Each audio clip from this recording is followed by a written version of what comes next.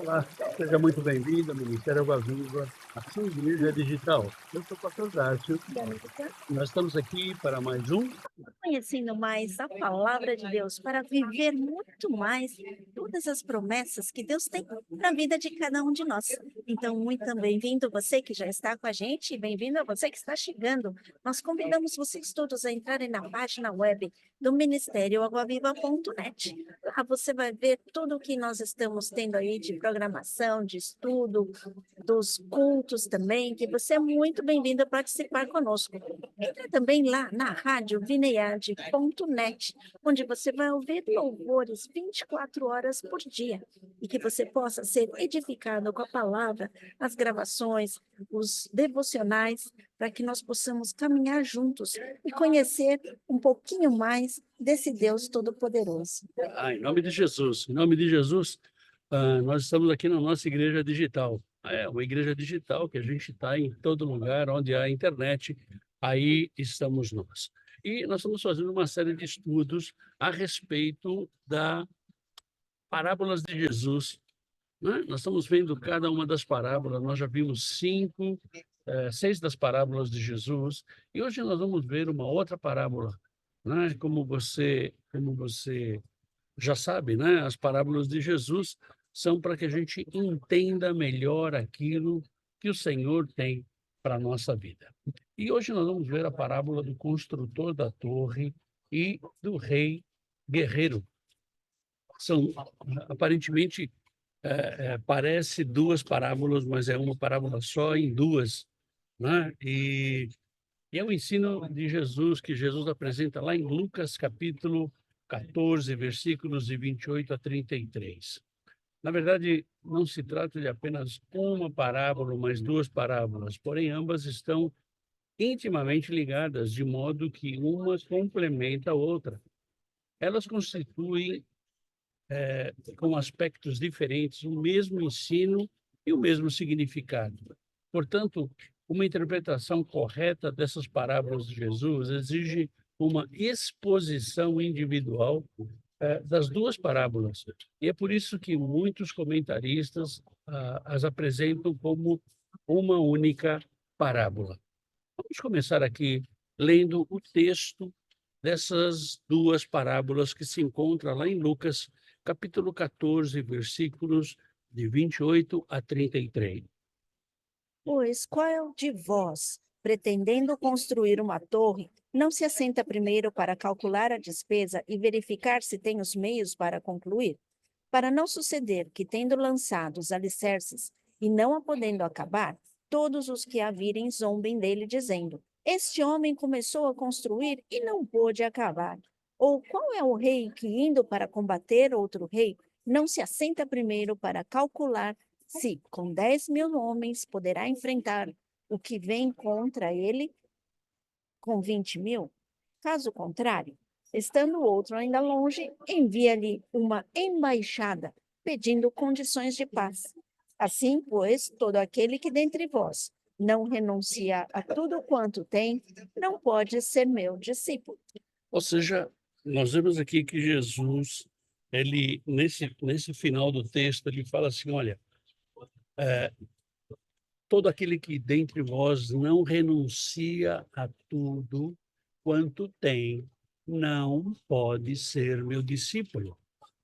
Veja que essas duas parábolas elas vão girar em torno desta afirmação de Jesus. Mas vamos ver primeiro o contexto dessa parábola. Jesus contou essa parábola durante sua viagem da Galileia para Jerusalém. E ele tinha um objetivo para essa parábola. Antes disso, abra sua Bíblia lá em Lucas capítulo 14, versículo 25. Grandes multidões o acompanhavam, e ele, voltando-se, lhes disse: Nessa ocasião, Jesus estava acompanhado de uma grande multidão. Na verdade, a grande maioria dessas pessoas tinha uma concepção completamente errada acerca de Jesus. Elas estavam seguindo a Jesus, pois o identificavam como um governante terreno e achavam que, quando chegasse a Jerusalém, ele iria estabelecer seu reino e finalmente exaltar a nação. Eles achavam que seria exatamente desta forma, né? No entanto, essa viagem de Jesus a Jerusalém tinha um propósito completamente contrário ao que o povo pensava. Em Jerusalém, Jesus seria traído, preso, torturado, julgado e executado. E no final ia ser crucificado. Então, num determinado momento, Jesus falou sobre o custo do discipulado. Nós falamos sobre discipulado na parábola anterior, né? E Jesus falou sobre esse custo e utilizou essas duas parábolas para poder exemplificar seu importante ensino. Ou seja, nós começamos aqui a ver um resumo e explicação da parábola, dessas duas parábolas. Jesus usou duas cenas distintas em seu ensino. Está lá em Lucas capítulo 14, versículos de 28 a 30. Pois qual de vós, pretendendo construir uma torre, não se assenta primeiro para calcular a despesa e verificar se tem os meios para concluir? Para não suceder que, tendo lançado os alicerces e não a podendo acabar, todos os que a virem zombem dele, dizendo: Este homem começou a construir e não pôde acabar. Ou seja, o primeiro, na parábola do construtor da torre, Jesus utilizou o cenário rural e a vida no campo. Nessa parábola, Jesus supõe a construção de uma torre em uma fazenda. O texto não explica que tipo de torre seria essa. Podia ser uma torre de vigia para o fazendeiro proteger seu campo, ou uma torre para armazenagem de ferramentas e suprimentos, que também poderia ser utilizada como residência temporária. Considerando a ênfase dada por Jesus ao custo da torre, é provável que a última possibilidade seja mais correta, ou seja, ser usado como residência, já que uma simples torre de vigia em uma vinha tinha um custo muito menor do que um tipo de edifício agrícola. O que se sabe é que, na época, possuir uma torre em sua fazenda representava mais prestígio para o fazendeiro, além de valorizar sua propriedade. Todavia, Jesus ensina que, se não for feito um planejamento correto dos custos da construção, os recursos poderão acabar antes que o empréstimo esteja, antes que o empreendimento esteja completo. Então, todo o respeito, prestígio e valorização que tal torre poderia trazer ao fazendeiro irão por água abaixo. E, em vez disso, ele será alvo de chacota e ganhará fama de imprudente. E Deus faz tudo organizado. Eu acho que tudo que nós temos que aprender aqui também é ter um pouquinho de organização, né? Já pensou? Todo mundo olhando tudo aquilo que você faz e olha aqui para as pessoas apontarem o dedo e falar que, olha, foi imprudente, foi bagunçado. É um palitinho, né? Para as pessoas falarem isso. E para dizer que você é um mau administrador, então, é muito rápido. Mas Jesus, ele continua, né? Lá em Lucas capítulo 14, versículos 31 e 32. Ou qual é o rei que, indo para combater outro rei, não se assenta primeiro para calcular se com 10.000 homens poderá enfrentar o que vem contra ele com 20.000? Caso contrário, estando o outro ainda longe, envia-lhe uma embaixada pedindo condições de paz. Ou seja, nós vemos que essa é a segunda condição, a segunda parábola do rei guerreiro. O cenário passou a ser o palácio e as decisões militares. Já na parábola do rei guerreiro, Jesus fala da avaliação estratégica que deve ser feita por um rei antes de entrar numa batalha, a fim de analisar se, com seu exército de 10.000 soldados, poderá enfrentar um exército que possui o dobro do tamanho do seu. Essa avaliação precisa ser muito honesta e sincera, para que, se caso julgar não ter condições de enfrentar seu oponente, o rei possa enviar uma comissão de embaixadores para apresentar um acordo de paz antes que o exército inimigo venha até ele. Assim, não apenas seus recursos serão poupados, mas a vida dos seus homens também.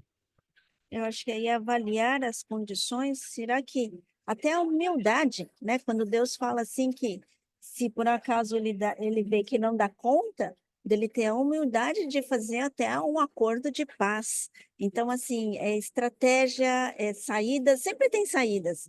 Mas se você estiver bem preparado, se você estiver bem alicerçado nas suas informações, com certeza você vai se dar muito bem.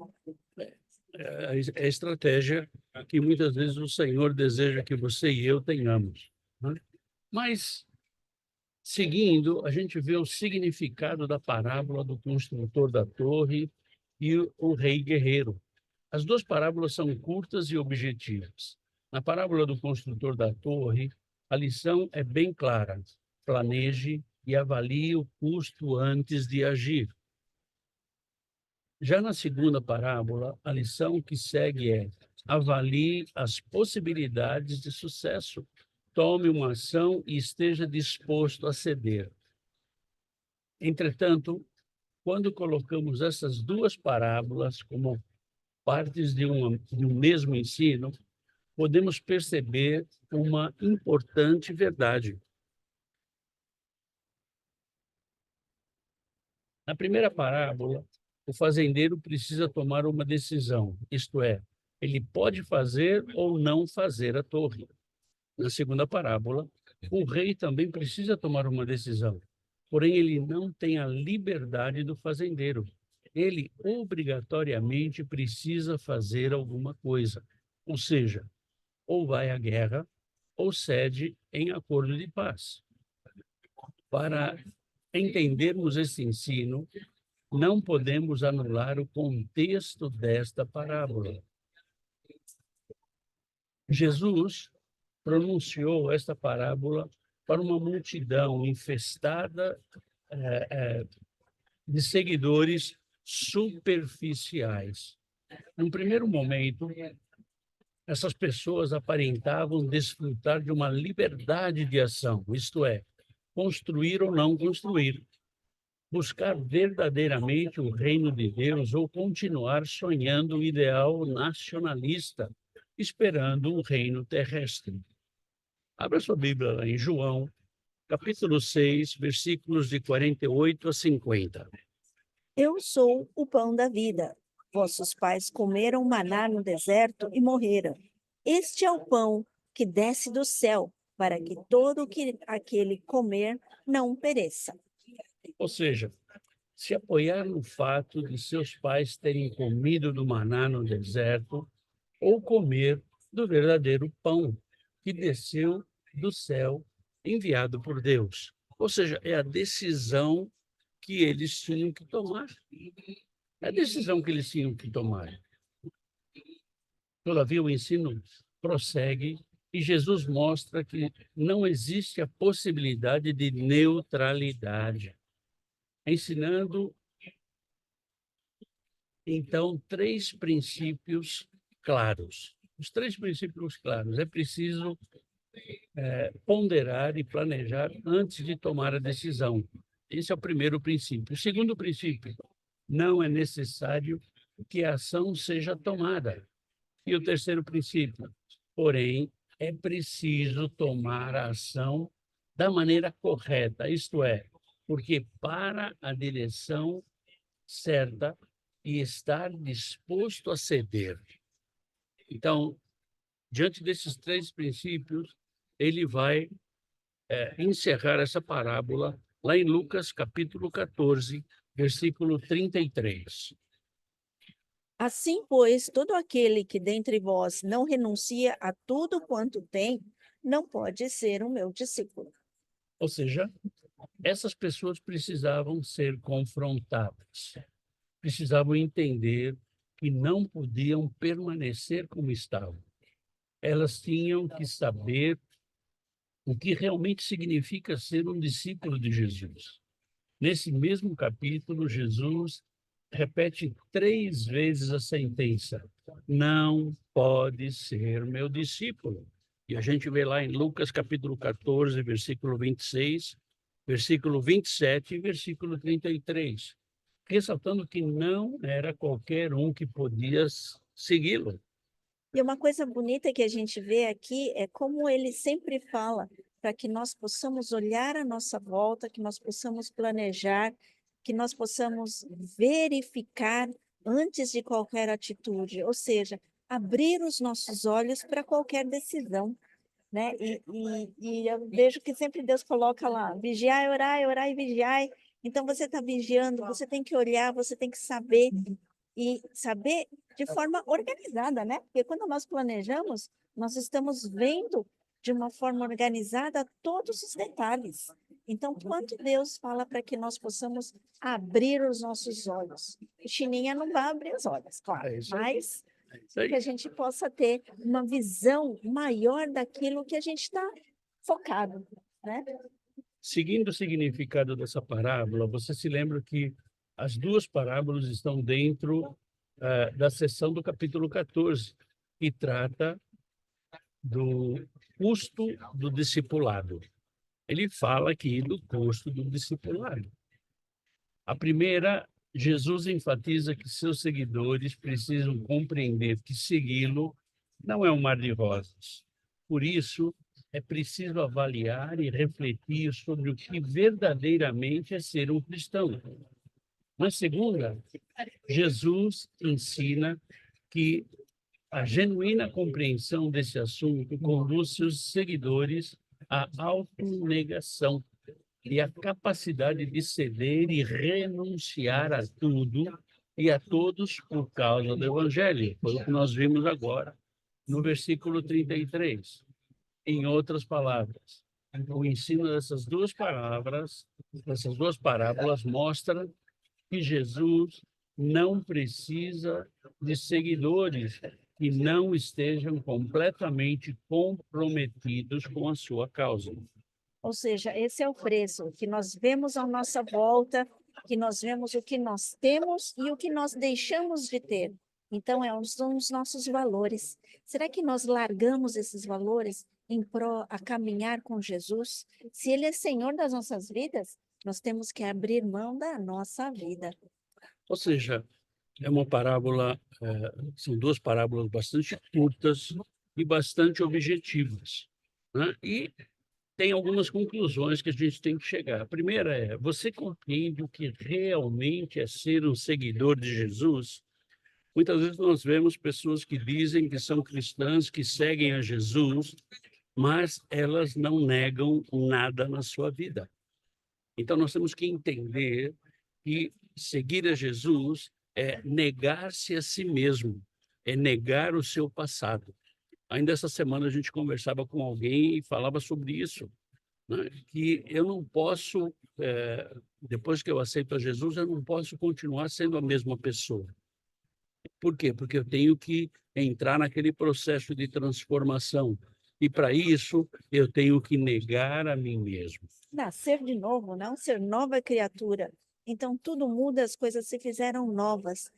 Mas quando as coisas são novas, você tem que largar o velho, deixar o velho para trás. Então, será que nós podemos realmente largar esse velho às nossas vidas? Esse é o desafio do cristão, né? E você que nos acompanha já deve ter ouvido eu falar algumas vezes, né? Que ser cristão é para os fortes. Você tem que ser forte para ser cristão. Uma outra pergunta que fica é: compreende, eh, eh, você compreende a verdadeira causa do Evangelho? Você compreende isso? Por que que Jesus veio e morreu? Por que que ele deixou o Evangelho para que a gente pregasse? Sem entender isso, o nosso cristianismo é vão. Sem entender isso, nós seguimos não a Jesus, a gente segue a Genésio. Então, nós temos que entender qual é a verdadeira causa do Evangelho.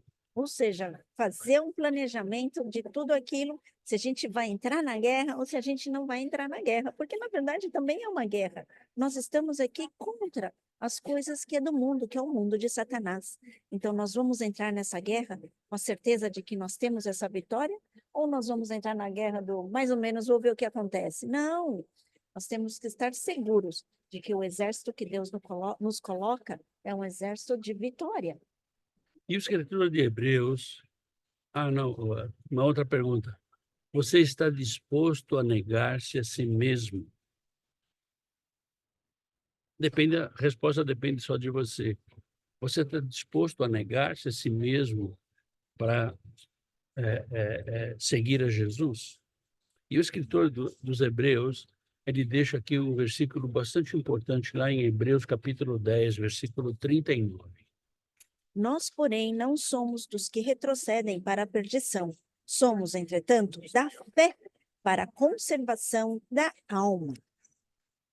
De verdade, meu desejo sincero é que nós possamos, nós, não você, mas nós possamos dizer as mesmas palavras que o escritor de Hebreus deixou aí, que nós não somos aqueles que retrocedem, nós somos aqueles que vão para frente, aqueles que entendem o chamado, que entendem o que é ser um cristão e que entendem o que é o Evangelho de Jesus. E eu queria só deixar com você uma frasezinha que diz assim: o verdadeiro cristão, ele não é um moralista, ele é um evangelista. O verdadeiro cristão, ele prega o mesmo evangelho do qual depende no dia a dia. Ele prega o evangelho e ele vive. E para isso nós temos a convicção que é um preço caro a ser pago, mas nós temos todos esses recursos para fazer essa construção. E com certeza, na vitória do exército, a gente sabe que tem um exército suficiente para vencer esse dia a dia que nós estamos enfrentando. Então, que você possa também buscar entender. A nossa batalha é de que mais e mais pessoas possam vir a conhecer esse Cristo que nós seguimos. Então, vamos seguir o Cristo certo, né? É isso aí, né? Se ficou alguma dúvida, se ficou alguma pergunta, você pode entrar em contato conosco através do nosso correio eletrônico, do nosso e-mail, através do WhatsApp, das redes sociais, e nós vamos buscar a resposta para a sua pergunta na palavra. É isso aí. Então, nós estamos juntos e juntos vamos aprendendo essa palavra em nome de Jesus. Amém? E eu te convido, né? Na próxima semana a gente vai estar falando sobre o credor incompassivo. É uma outra parábola de Jesus, né? Então, eu te convido a estar com a gente, né? Na próxima quinta-feira, às 19 horas, horário de Brasília, para que a gente possa, junto, aprender o que Jesus quis dizer nessa parábola para você e para mim, em nome de Jesus. Amém?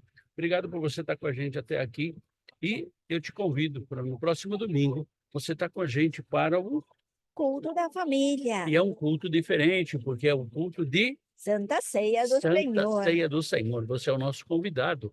Vem com a gente, vem estar junto com a gente para que a gente possa juntos reafirmar a nossa aliança com esse Deus. Amém? Tenha um final de semana poderoso, cheio da força, da unção e do poder do Senhor, em nome de Jesus. Fica na paz. Tchau, tchau.